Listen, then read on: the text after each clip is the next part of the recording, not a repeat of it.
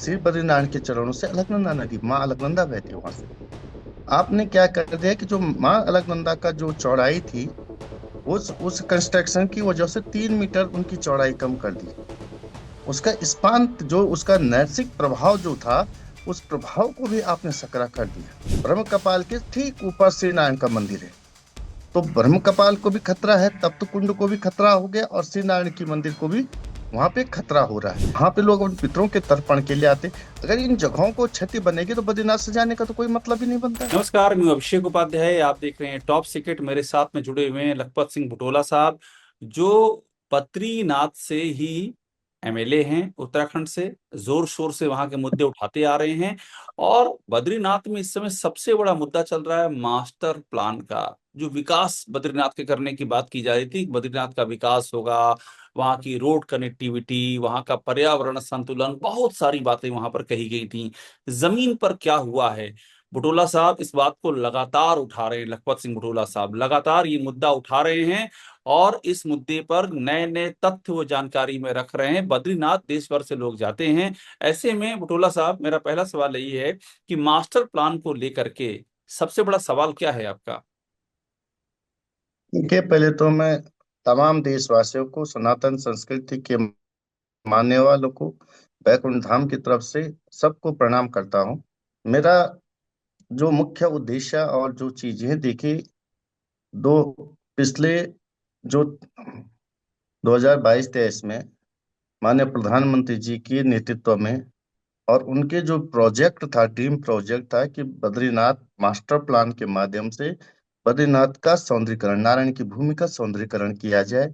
जो पहले की बसावटें हैं, उन बसावटों को ठीक किया जाए, एक सुंदर सा बद्रीनाथ बनाया जाए।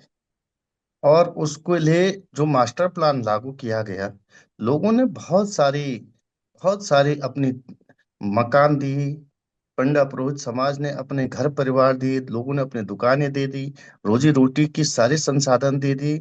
आपने उनको तोड़ दिया।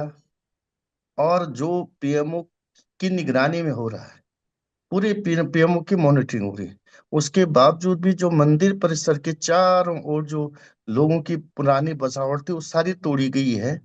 और उस तोड़ने के बाद वो 3 साल से खंडर का खंडर बना है।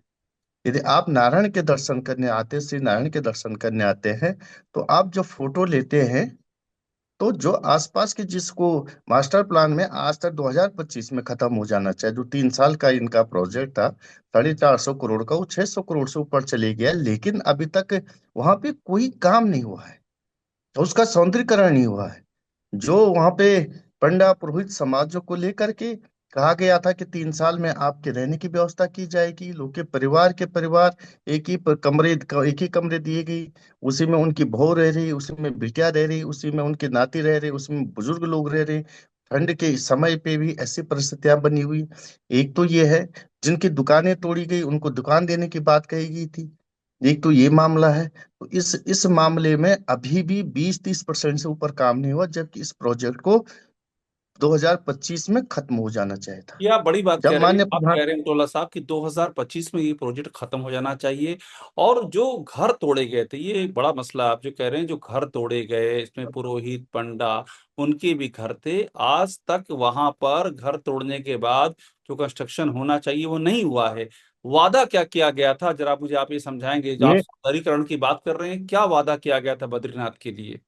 मैं मैं आपसे कह रहा हूँ कि मंदिर के चारों 150 मीटर के जो परिसर में है चारों ओर, उस परिसर को सौंदर्यीकरण कराया जाना चाहिए। लेकिन मकान तोड़ दिए, लोगों के घर, लोगों की दुकानें तबाह तोड़ दी गई।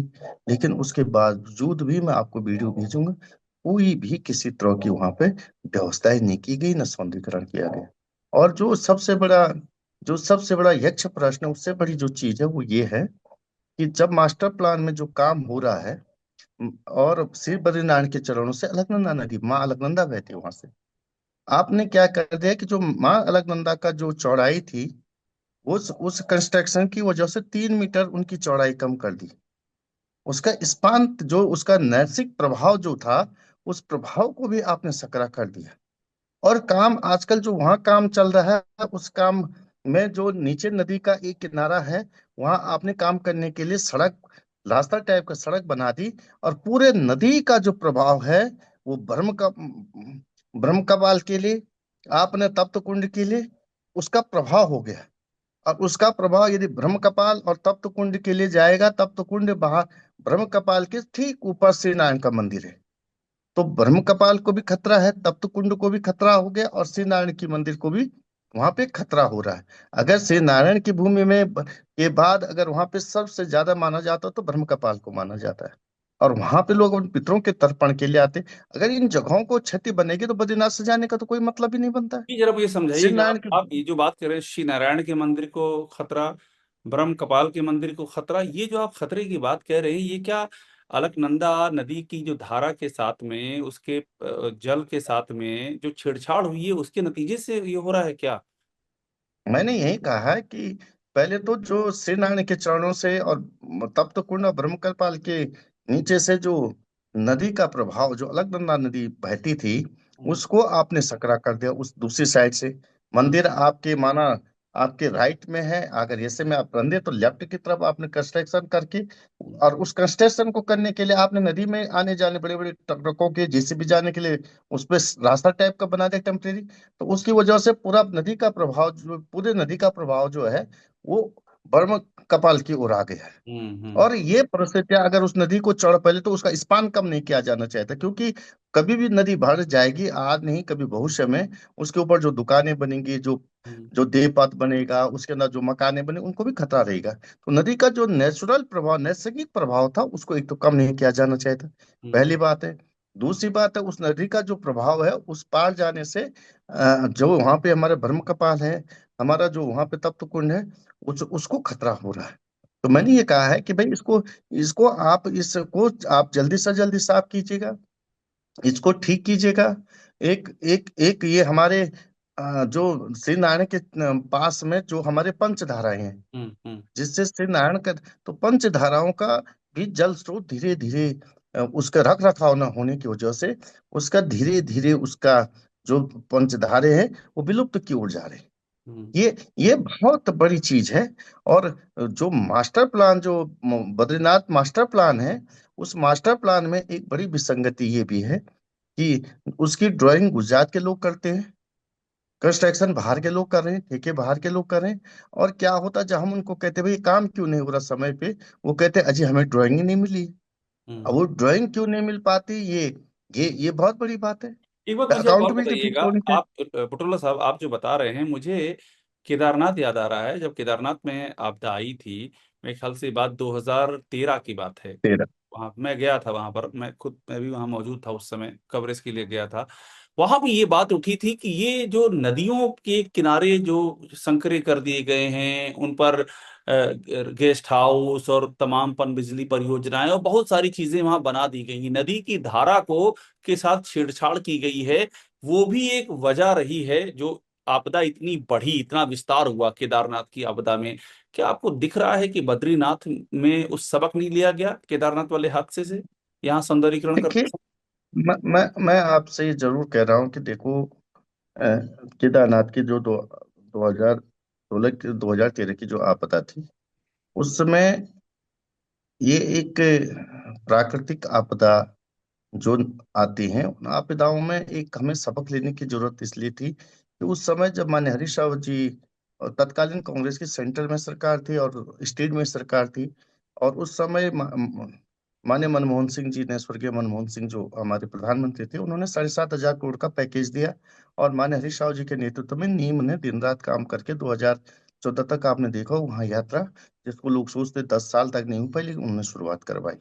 लेकिन वह यात्रा उस समय शुरू करवाना, लोगों के मन में भरोसा जताना, वो क्योंकि बद्रीनाथ केदारनाथ में बहुत विषम परिस्थितियां, लगभग 22 किलोमीटर का पैदल जो हैं? पाथ है वो 22 किलोमीटर के आसपास का है। लेकिन बद्रीनारायण में ऐसी ऐसे मैं ये कहता हूँ कि जटिलता ही नहीं है, वहाँ सुगमता ही है। और दूसरी बात ये, वहाँ पे लोग जाते हैं। मैं इन चीजों को नहीं कहता, लेकिन ये चीज जरूर मैं कह सकता हूँ कि नदी का जो नैसर्गिक प्रभाव है उस पर छेड़खानी नहीं होनी चाहिए थी। दूसरी बात है, जो माँ अलकनंदा का जो प्रभाव जो जा रहा है, उस प्रभाव को जो उसका प्रभाव जहां से जाता है, उस प्रभाव को रोका नहीं जाना चाहिए, काम करने की वजह से उसको डाइवर्ट नहीं करना चाहिए। दूसरी बात है, तीसरी बात यह है कि अभी जो हमारा अभी जो हमारा मैंने बस ये किसी मतलब हमारे में चार धाम के जो हमारे यात्री आते हैं, जो हमारे श्रद्धालु आ जाते हैं, उनसे मैं निश्चित रूप से मेरा कोई ये नहीं कि वहां पे उनको आने में कोई दिक्कत है, रहने में कोई दिक्कत है, या उनको मैं ये पैनिक कर वो अपना आए, उनके आने से कोई दिक्कतें नहीं, उनके लिए कोई अव्यवस्थाएं नहीं। जो जो सरकार को करनी चाहिए, माना अब हमारा जो देव पथ है जहां से लोग पैदल जाए उस पर काम नहीं हो पाया, तो हम्म। इसका मतलब उनको कोई नुकसान। लेकिन यात्रियों को सुगमता हो, वो देव पथ का जो काम हो ना, वो हम्म। यात्रा 23 तारीख को बद्रीनाथ, श्री बद्रीनाथ के कपाट खोलने, तो उसको कम से कम इस महीने तक खत्म हो जाना चाहिए, उसकी एक टाइम पीरियड होना चाहिए था ना। एक तो बात मुझे और बता वो दें आखिर में बुटोला साहब, एक आखिरी सवाल आपसे मेरा ये है, 2025 में काम खत्म हो जाना था, नहीं हुआ, जो मकान तोड़े गए वहां निर्माण नहीं हुआ, ये फंड जो रिलीज हुआ, फिर फंड कहाँ गया? इतना भारी भरकम फंड रिलीज हुआ, उसका क्या हुआ फिर, अगर ये काम नहीं हुआ तो? मैंने आपसे कहा है कि देखिए, इसको आप ये समझ, जिस जिस जिस पे सीधे पीएमओ की मॉनिटरिंग हो, सीधे सीधे कोई छोटी मोटी माननीय प्रधानमंत्री जिसकी सीधे मॉनिटरिंग हो रही हो, और उसमें इस तरह की यदि विसंगतियां पाई जा रही हैं, तो ये हम्म। तो केंद्र सरकार को सोचना पड़ेगा। हम्म। राज्य सरकार की जो एजेंसियां वो क्या काम करे, किसके माध्यम से, क्यों उनकी अकाउंटेबिलिटी फिक्स नहीं हो रही। हम्म। यही तो मैंने कहा कि इनकी अकाउंटेबिलिटी क्यों फिक्स नहीं हो रही, हम्म। काम का जो टाइम पीरियड होना चाहिए क्यों उस टाइम पीरियड पे काम नहीं हो रहा है। और हम्म। हम हमारे यहाँ 22 तारीख को हजारों लोग श्री बद्रीनारायण में आएंगे, और वहां पे उन लोगों को जो देव पथ का जो रास्ता है, उसकी वो चीजें टाइम टाइम पे खत्म हो जाना चाहिए था। क्योंकि हम्म। आप जानते हैं कि पिछले 2-3 दिनों से लगातार वहां पे हल्की बर्फबारी, हल्का बारिश हो रहा, हल्का सा ठीक। बारिश हो रही ठीक। उत्तराखंड में हल्की सी बारिश में चल रही है। पर लेकिन ऐसा नहीं, सड़कें अच्छी हैं, कोई वैसी बात नहीं, रहने की पूरी समुचित व्यवस्था जो लोग आ रहे। और लेकिन जो देव पथ है जाने के लिए ऐसा नहीं बहुत सारी दिक्कत, लेकिन जो लोग वहां पे आकर के जो एक हम्म। मानसिक शांति के साथ जो हमारे आंखों को भी जो एक सुंदरता जो दिखती है, उसको उकेरने का काम, जो नैसर्गिक सुंदरता जिससे हमने छेड़खानी कर दी, वो हम्म। नेचुरल बना रहना चाहिए। और क्योंकि एक हम वहां से हैं। बस एक बात और बता दें, आप वहां के स्थानीय विधायक हैं, कभी आपने मुख्यमंत्री पुष्कर सिंह धामी से मिल करके ये इशू रेज किया कि जब ये सब वादे किए थे तो काम समय से क्यों नहीं हो रहा है? कभी आपकी वन टू वन बात हुई उनकी उनसे इस बात को लेकर के? मैं मैं इन चीजों को लेके मैं विधानसभा में मैं ये दो, आप थोड़ा सा यदि समय है तो मैं 2-3 चीजें आपसे जी कहूँ। बिल्कुल बिल्कुल, बताइए। देखिए, मैं लगातार चार धाम की जो चीजें हैं जिसमें सुधार हो सकते हैं, मैंने पिछली बार भी माननीय मुख्यमंत्री से टाइम मांगा, मुझे उस समय टाइम नहीं मिल पाया।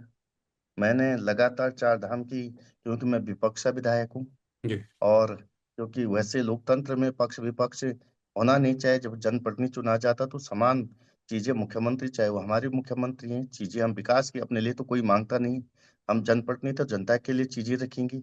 मैंने ये कहा कि चार धाम यात्राओं में जब मीटिंगें होती उसमें स्थानीय विधायक को नहीं बुलाया जाता है, हम्म। और वो जो वहां पे संगतियां हैं उसको रेखांकित स्थानीय विधायक ही कर सकता है, और उसका निस्तारण के लिए वही राय दे सकता है।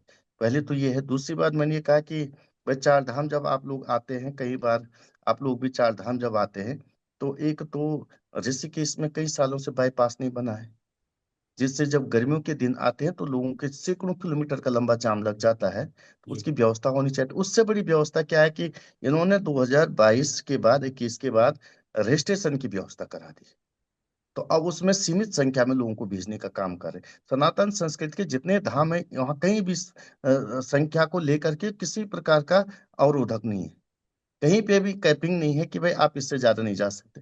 लेकिन यहाँ इन्होंने संख्या का निर्धारण कर दी है, और संख्या निर्धारण से क्या है कि आप ऑनलाइन रजिस्ट्रेशन 12 महीने नहीं खुला रहता, या तो इससे कुछ दिन खुलता फिर कहीं बंद हो जाता बीच में, लोगों को परेशानियां होती हैं। यहाँ ये भी स्थिति होती है कि आप ऋषिकेश से बद्रीनाथ जाते हुए आपको 6-7 जगह चेकिंग करनी पड़ती है, आपके साथ 2-3 साल का बच्चा है, आपके बूढ़े पेरेंट्स हैं।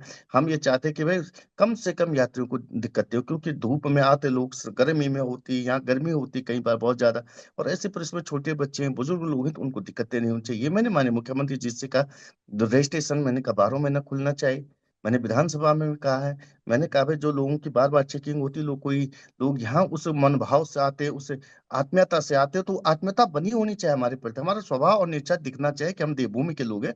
तो ये परेशान जो हो रहे हैं उसको नहीं होना चाहिए। रेल स्टेशन में कई बार ऐसा होता है कि हमारे टैक्सी के जो हमारे चालक होते हैं उनको 6 दिन का कार्ड, ग्रीन कार्ड मिलता है। मैंने कहा उनको 6 महीने का ग्रीन कार्ड दे दो, बार बार डिस्टर्ब ना, क्योंकि पता चला आप कभी कभी बद्रीनाथ पहुंच गए, बीच में रास्ता टूट गया, तो आप 2 दिन फंस सकते हैं यात्रा में। आपका जिस दिन फिक्स है, हो सकता है 1 दिन 2 दिन आगे पीछे हो। तो ये चीजें नहीं होनी चाहिए, रिस्ट्रिक्शंस नहीं होनी चाहिए।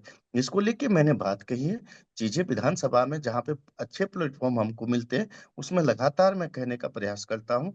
और मैंने इन चीजों को, लेकिन सरकार को इनिशिएटिव तो सरकार को लेना है। और आज आज मैं चाहे, मेरे पास दो ही माध्यम है, या तो माननीय सरकारें सुने, सदन में बोले, या तो मैं मीडिया के माध्यम से बोलूं। और मैं चार धाम यात्रा में सबका स्वागत करना चाहता हूँ। हमारी इच्छा, हम कोई पैनिक खड़ा करना नहीं चाहते। हम ये नहीं कि चाहना, लेकिन जो वहां पे निर्माण काम चल रहे हैं, उन निर्माण कार्य में ढिलाई जो हो रही है, अव्यवस्थाएं जो हो रही हैं, उसको लेकर के टाइम बाउंड जो उसका है उस पर पूरा नहीं होना, और वो भी जब पीएम उसकी निगरानी निगरानी कर रहा है, तो ऐसी परिस्थितियों में तो देखना और सोचना पड़ेगा ना। आप बहुत सारा प्रचार प्रसार, चार धाम हमारी पहचान, चार धाम है। उत्तराखंड कैसे, मैं आपको बता रहा हूँ कि मेरे मैं उस विधानसभा से हूँ जहाँ पे 18 पुराण लिखी गई, हम्म। श्रीमद् भागवत लिखी गई, महाभारत लिखी गई, माँ गंगा का उद्गम स्थान है। और वहाँ पे पंचबद्री, पंच केदार है, माँ अनसुईया है, उसके अलावा रुद्रनाथ है, तुरनाथ है। उसके अलावा भी हमारे पास वहाँ पे औली जैसा सुंदर जगह, भविष्य बद्री जैसी सुंदर जगह है, रुद्रनाथ हमारे पास है, कल्पेश्वर हमारे पास है। ऐसी विराट हमारी जो धरोहर है, जो मैं कैसा कंकड़ कंकड़ में भगवान शंकर बसते हैं, ऐसी विराट धरोहर हमारी एक ही विधानसभा के अंतर्गत है। और मैं आपको ये भी बताना चाह रहा हूँ कि दिल्ली का क्षेत्रफल 1474 वर्ग किलोमीटर है। हम्म। मेरी विधानसभा का क्षेत्रफल 4000 वर्ग किलोमीटर से ज्यादा है। साढ़े हम्म। तीन सौ किलोमीटर लंबी विधानसभा है। हम्म। और इन परिस्थितियों की जो विषमताएं, हम्म। मैं विधानसभा में भी प्राइवेट मेंबर बिल लाना चाहता था कि विधानसभाओं का जो जी। परिसीमन हो, वो जनसंख्या के साथ साथ भौगोलिक आधार भी उसका माना जाना चाहिए। जो विषम परिस्थिति, जैसे नॉर्थ ईस्ट 7 सिस्टर स्टेटों में जो चीजें, वो हम्म। चीजें यहाँ के, हम सीमांत जनपद के लोग हैं। बिल्कुल। और हम लोग देश की दूसरा रक्षा पंक्ति के लोग हैं। मेरे इस देश के पानी से मेरे देश की 74% भूभाग सिंचित और पानी पीती है। मेरे हम्म। देश, हम इन प्राकृतिक संसाधनों के हम संरक्षक संवर्धक हैं, लेकिन संवर्धन हम नहीं करते। ये तमाम चीजों, और हम यदि उनको कर रहे हैं तो उसका लाभ वहां के लोगों को मिलना चाहिए। ये चीजें, चारधाम यात्रा में हम आते हैं। हमें चाहता हूँ कि हमारे देश के, विदेशों के सनातन संस्कृति में जो लोग, जिन लोगों को बहुत आस्था के साथ आते हैं और पूरे परिवार के साथ आते हैं, बड़ी कष्ट में लोग आते हैं, तो वहां आके लोगों को लगना चाहिए, हाँ, हम गए हैं, तो हमें एक मानसिक और पूरी से संतुष्टि उनको होनी चाहिए। वो देना हमारा काम, हमें सरकार का बिल्कुल। काम है, हमारी बिल्कुल। जवाबदेही। तो उस जवाबदेही के लिए मैं सरकार से भी चाहता हूँ, और सभी लोगों से चाहता हूँ कि हमारे प्रदेश के लोग ये काम करें। और चार धाम यात्रा पे थोड़ा मैं आपको इसलिए, जो हमारे दर्शक है, जो आपके व्यूअर है, मैं उनको पुनः कह रहा हूँ कि चार धाम यात्रा में आने में, विशेषकर बद्रीनारायण की भूमि में आने में कोई दिक्कत नहीं है। हम्म। किसी प्रकार का कोई पैनिक होने की जरूरत नहीं। व्यवस्थाएं वहां रहने की बहुत बड़ी स्तर, कम से कम 50,000 लोगों की रहने की व्यवस्था है। बस बहुत अच्छे होटल्स है, बहुत अच्छे लोगों ने व्यवस्थाएं की हैं। लेकिन ये है कि जो वहां पे कंस्ट्रक्शन चल रहा है, उसको लेके सवाल है। लोगों को ये नहीं सोचना कि मैं वहां के लिए। और हम्म। दूसरी बात मैंने ये भी कहा कि क्योंकि आज जो देश में परिस्थितियां बनी है, यहाँ के होटल व्यवसाय को, रेस्टोरेंट व्यवसाय को, ढाबे वालों को, जो छोटे ठेली टाइप के लगाते, ठेले लगाते, उन लोगों को कनेक्शन, गैस के कनेक्शन की व्यवस्था होनी चाहिए, ताकि जो लोग यात्री आए उनको दिक्कत। बिल्कुल। इन तमाम चीजों को लेके मेरी वो है। बिल्कुल। और ये बातें मैं कहना चाह रहा पटेल साहब, बहुत बहुत शुक्रिया बात करने के लिए। आपने सारी बात रखी।